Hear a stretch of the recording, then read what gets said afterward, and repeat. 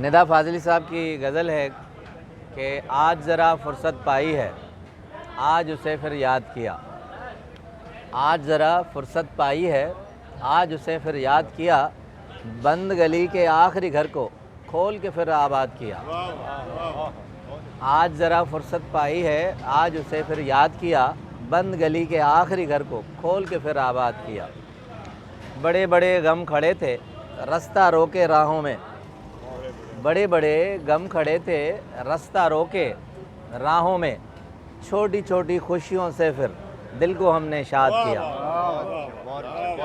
بڑے بڑے غم کھڑے تھے رستہ روکے راہوں میں، چھوٹی چھوٹی خوشیوں سے پھر دل کو ہم نے شاد کیا۔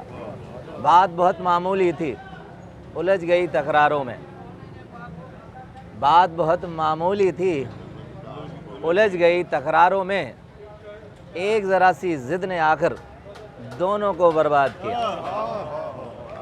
ایک ذرا سی ضد نے آ کر دونوں کو برباد کیا۔ بہت خوبصورت مصرع کہ داناؤں کی بات نہ مانی، داناؤں کی بات نہ مانی، کام آئی نادانی ہی۔ داناؤں کی بات نہ مانی، کام آئی نادانی ہی، پڑھا ہوا کو لکھا ندی کو، موسم کو استاد کیا۔ آج ذرا فرصت پائی ہے، آج اسے پھر یاد کیا، بند گلی کے آخری گھر کو کھول کے پھر آباد کیا۔ بہت شکریہ۔